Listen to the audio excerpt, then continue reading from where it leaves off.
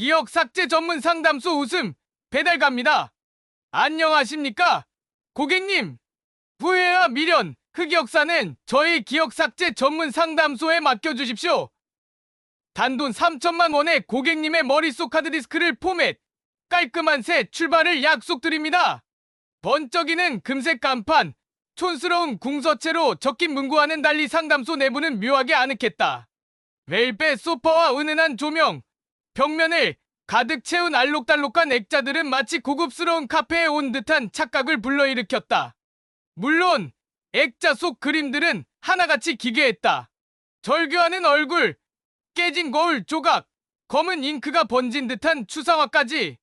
이곳이 평범한 상담소는 아니라는 것을 암시하는 듯했다.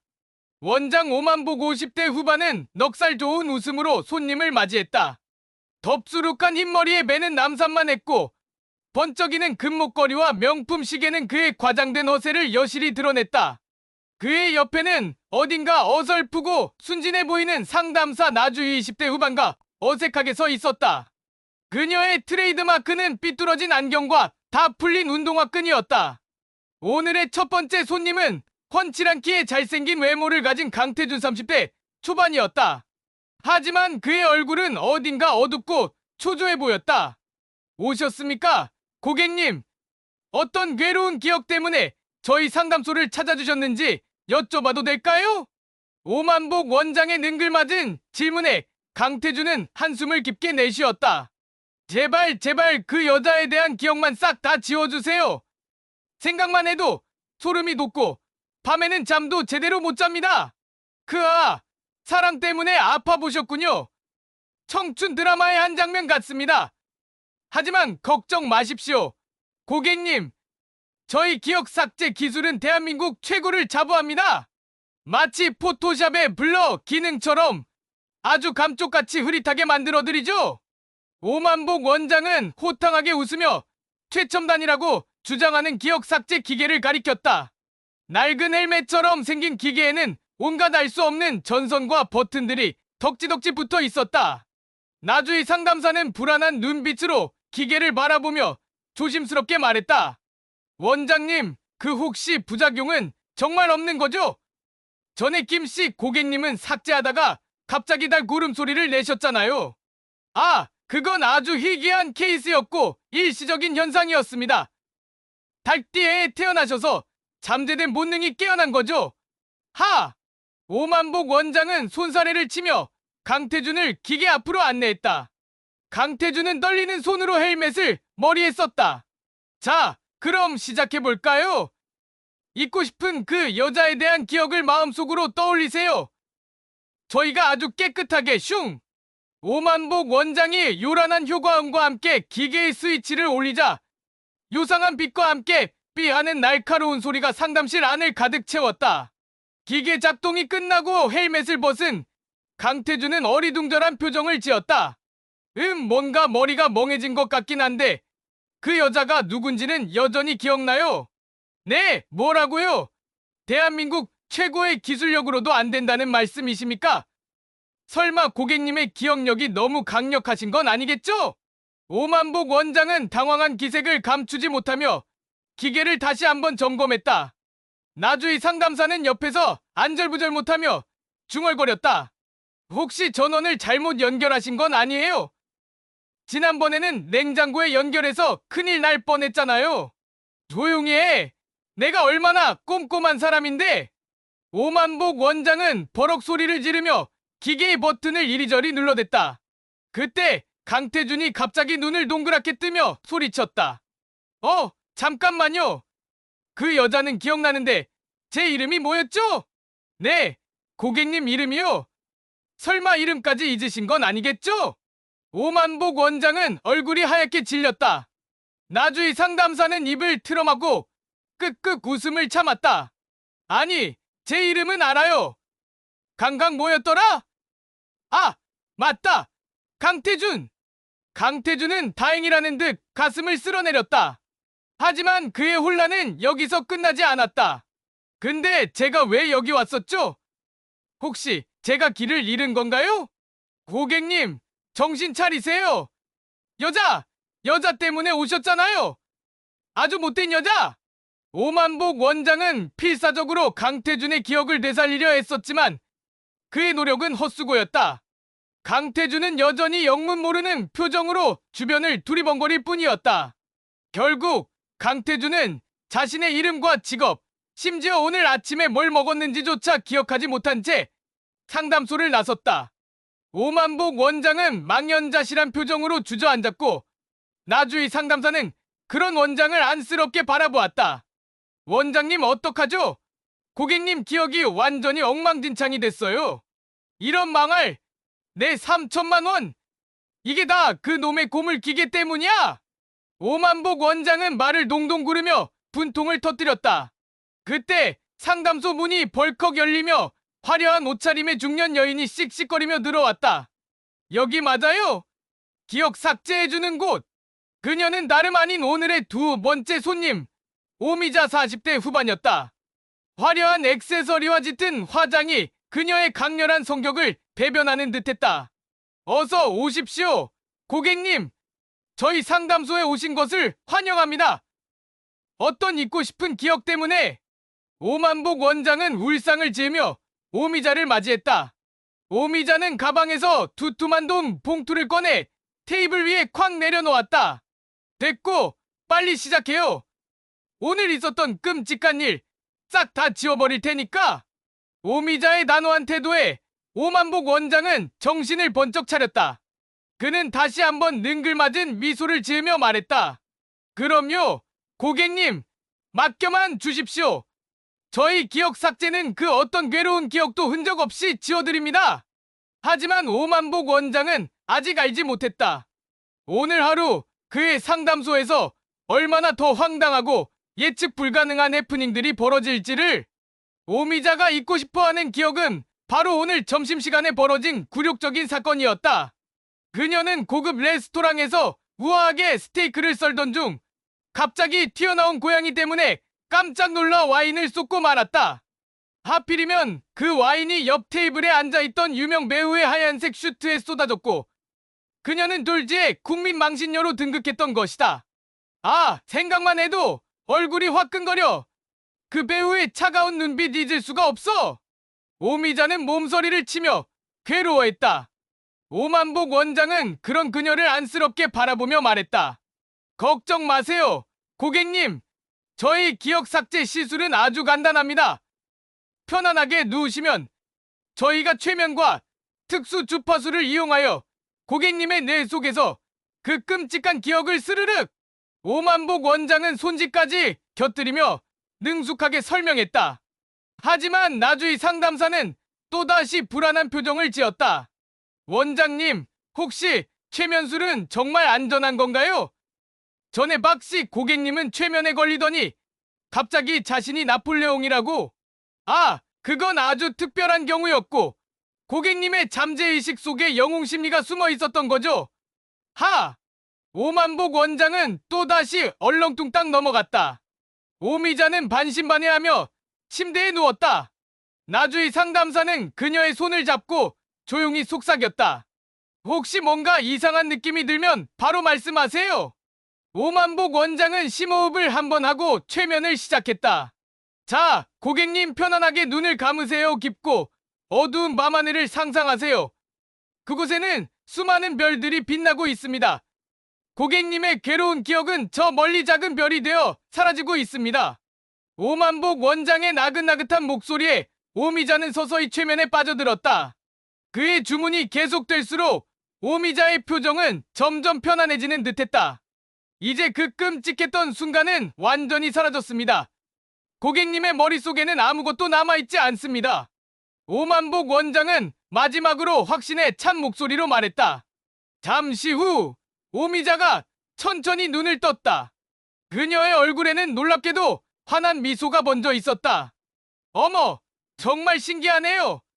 방금 무슨 일이 있었는지 전혀 기억이 안 나요. 오미자는 손뼉을 치며 기뻐했다. 오만복 원장은 안도의 한숨을 내쉬며 으쓱거렸다. 보셨죠? 저희 기억 삭제 기술은 완벽합니다. 하지만 그때 오미자가 갑자기 자리에서 벌떡 일어나더니 소리쳤다. 잠깐만! 내 돈! 내 돈 어디 갔어? 네, 돈 말씀이십니까? 여기 테이블 위에 오만복 원장이 돈 봉투를 가리키자 오미자는 더욱 격렬하게 항의했다. 아니, 그 돈 말고 아까 레스토랑에서 잃어버린 내 명품 가방, 분명히 거기에 현금 500만 원이랑 다이아몬드 반지, 그리고 중요한 계약서가 들어있었는데, 고객님, 저희는 기억을 삭제해드리는 곳이지 물건을 찾아드리는 곳이 아닙니다만. 오만복 원장은 당황한 표정으로 설명했지만 오미자는 막무가내였다. 뭐라고요? 그럼 내가 왜 당신들한테 돈을 줬겠어요? 당연히 그 끔찍한 기억이랑 같이 내 가방도 없애달라는 거 아니겠어요? 아니, 그건 됐고 당장 내 가방 찾아내. 안 그러면 당신들 가만 안 둬. 오미자는 테이블을 쾅 치며 으름장을 놓았다. 오만복 원장은 난감한 표정으로 나주희 상담사를 바라보았다. 주희씨, 혹시 고객님 가방 못 봤어요? 나주희 상담사는 고개를 절레절레 흔들었다. 오만복 원장은 깊은 한숨을 내쉬었다. 오늘 하루 그의 상담소는 시작부터 꼬여버린 듯했다. 오미자와 한바탕 소동을 치른 후 상담소는 잠시 소강 상태를 맞았다. 오만복 원장은 머리를 감싸 쥐고 괴로워했고 나주희 상담사는 그런 원장에게 따뜻한 차를 건네며 위로했다. 원장님, 너무 걱정 마세요. 어떻게든 잘 해결될 거예요. 잘 해결되다니. 저 성격에 분명히 경찰에 신고할 거야. 이러다 우리 상담소 문 닫게 생겼어. 오만복 원장은 불안한 듯 상담실 안을 왔다 갔다 했다. 그때 상담소 문이 조심스럽게 열리며 한 남자가 들어왔다. 그는 평범한 회사원처럼 보였지만 어딘가 불안하고 초조한 기색을 감추지 못했다. 혹시 기억 삭제 상담받으러 왔는데요. 최철수 30대 후반라는 이름의 남자는 작은 목소리로 말했다. 오만복 원장은 지친 표정으로 그를 맞이했다. 어서 오십시오. 고객님, 어떤 기억을 지우고 싶으신가요? 그게 좀 특이한 기억이라서요. 최철수는 주위를 두리번거리며 망설였다. 나주희 상담사는 그의 불안한 모습에 더욱 주의를 기울였다. 저희 상담소는 고객님의 어떤 비밀이라도 보장해드립니다. 편안하게 말씀해주세요. 나주희 상담사의 부드러운 말에 최철수는 조심스럽게 입을 열었다. 사실 제가 어젯밤에 살인을 저지른 것 같아요. 네, 살인이라고요? 오만복 원장은 깜짝 놀라 자리에서 벌떡 일어섰고 나주희 상담사는 눈을 동그랗게 떴다. 하지만 이상하게도 그 기억이 너무 흐릿해서 정말 제가 그런 짓을 한 건지 확신이 안 서요.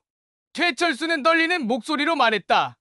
그의 말을 들은 오만복 원장은 당황한 표정을 감추지 못했다. 저 고객님, 저희 상담소는 단순한 괴로운 기억이나 잊고 싶은 과거를 지워드리는 곳이지 범죄와 관련된 기억은 알아요. 하지만 너무 괴로워요. 혹시라도 정말 제가 사람을 죽였다면 그 기억을 지우고 죄책감 없이 살고 싶어요. 최철수의 간절한 눈빛에 오만복 원장은 난감함을 느꼈다. 돈은 탐났지만 살인이라는 중범죄에 연루되고 싶지는 않았다. 저희는 윤리적인 문제로 그런 기억은 삭제해드릴 수 없습니다. 오만복 원장이 단호하게 거절하자 최철수는 실망한 표정을 지으며 자리에서 일어섰다. 그렇군요. 죄송합니다. 최철수가 상담소를 나가자 오만복 원장은 가슴을 쓸어내렸다. 휴, 큰일 날 뻔했네. 괜히 범죄자랑 엮였다가 우리까지 감옥 갈 일 있어? 하지만 원장님, 정말 그분이 살인을 저지른 걸까요? 너무 불안해 보이셨어요. 나주희 상담사는 걱정스러운 표정으로 말했다. 오만복 원장은 고개를 저으며 말했다. 다 쉬울 거야. 돈 때문에 수작 부리는 거지. 세상에 어느 미친놈이 살인하고 와서 기억을 지워달라고 하겠어? 하지만 나주희 상담사는 어딘가 찜찜한 기분을 지울 수 없었다. 그녀는 최철수가 앉았던 자리를 유심히 바라보았다. 테이블 밑에는 최철수가 흘리고 간 듯한 작은 조각이 떨어져 있었다. 그것은 다름 아닌 붉은색 단추였다. 나주희 상담사는 단추를 주워들고 곰곰이 생각에 잠겼다. 어쩌면 정말로 끔찍한 일이 벌어진 건지도 모른다는 불길한 예감이 그녀의 마음속을 스쳐 지나갔다. 나주희 상담사는 최철수가 흘리고 간 붉은색 단추를 손에 쥐고 고민에 빠졌다. 혹시라도 정말 살인 사건과 관련된 단서일 수도 있다는 생각에 마음이 무거워졌다. 그녀는 오만복 원장에게 이 사실을 알려야 할지 망설였다. 돈밖에 모르는 원장이 이 일을 제대로 처리할 리 없다는 것을 잘 알고 있었기 때문이다. 결국 나주희 상담사는 혼자서라도 진실을 밝혀보기로 결심했다. 그녀는 단추의 재질과 디자인을 꼼꼼히 살펴본 후 혹시 비슷한 옷을 파는 곳이 있을까 하여 주변 옷가게들을 돌아다니기 시작했다. 한편 오만복 원장은 여전히 오미자의 협박에 시달리고 있었다. 오미자는 상담소에 눌러앉아 매시간 전화로 자신의 가방 행방을 캐물었고 조금이라도 마음에 들지 않으면 소리를 지르며 행패를 부렸다. 당신들 때문에 내 가방 날렸으니 책임지고 찾아내란 말이야. 내일 아침까지 안 찾아오면 아주 큰일 날 줄 알아. 오미자의 불같은 성격에 오만복 원장은 쩔쩔매며 어쩔 줄 몰라 했다. 그는 혹시나 하는 마음에 상담소 주변을 샅샅이 뒤졌지만 오미자의 명품 가방은 그림자조차 보이지 않았다. 그때 강태준이 다시 상담소를 찾아왔다. 여전히 기억을 제대로 찾지 못한 그는 어리둥절한 표정으로 주변을 두리번거렸다. 저 혹시 제가 여기 왜 왔었는지 다시 한번 여쭤봐도 될까요? 오만복 원장은 짜증 섞인 목소리로 대답했다. 아니, 그걸 저한테 또 물어보시면 어떻게 합니까? 본인이 잊어버린 걸 왜 저한테? 아, 죄송합니다. 강태준은 풀이 죽은 채 상담소를 나서려 했다. 그때 나주희 상담사가 옷가게에서 돌아와 강태준과 마주쳤다. 그녀는 강태준의 옷차림을 유심히 살펴보았다. 그의 재킷에는 붉은색 실로 꿰맨 듯한 흔적이 희미하게 남아있었다. 저기 혹시 이 재킷 어제 어디에서 입으셨어요? 나주희 상담사의 갑작스러운 질문에 강태준은 당황한 표정을 지었다. 어제요? 글쎄요. 기억이 잘 안 나는데 혹시 붉은색 단추가 달려있지 않았나요? 나주희 상담사의 질문에 강태준은 잠시 생각에 잠기더니 고개를 끄덕였다. 아, 맞아요. 붉은색 단추가 달려 있었는데 아까 상담받다가 떨어진 것 같아요. 강태준의 말에 나주희 상담사는 깜짝 놀라 자신의 손에 쥐고 있던 단추를 보여주었다. 혹시 이 단추인가요? 강태준은 단추를 보더니 눈을 동그랗게 뜨며 소리쳤다. 이거 제 단추 맞아요. 어떻게 가지고 계세요? 나주희 상담사는 강태준에게 어젯밤에 최철수가 했던 이야기를 조심스럽게 꺼냈다. 살인, 흐릿한 기억 그녀의 이야기를 들은 강태준의 얼굴은 점점 창백해져 갔다. 설마 정말 제가 사람을 죽인 건가요? 강태준은 믿을 수 없다는 듯 중얼거렸다. 나주희 상담사는 그를 진정시키며 말했다. 아직 확실한 건 아무것도 없어요. 하지만 혹시 모르니 경찰에 신고하는 게 좋을 것 같아요. 하지만 강태준은 극구 반대했다. 그는 자신이 정말 살인을 저질렀을까봐 두려웠고 경찰 조사를 받는 것 자체가 끔찍하게 느껴졌다.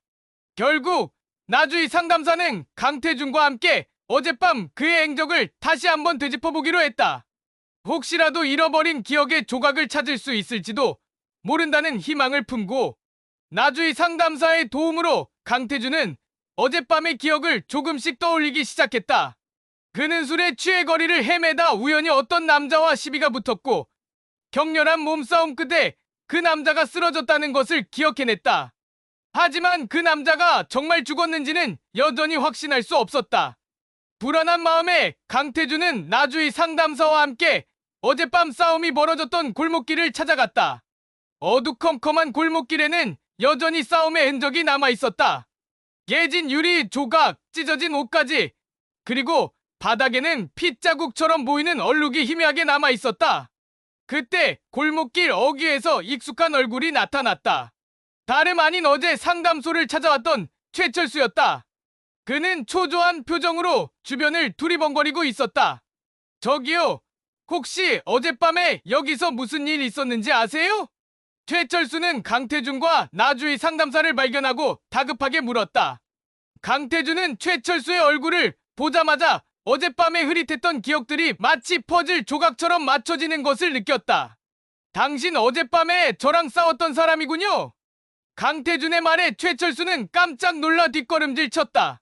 그는 어젯밤 술에 취해 강태준과 사소한 일로 시비가 붙었고 격렬한 몸싸움 끝에 강태준에게 심하게 맞았다는 것을 기억해냈다.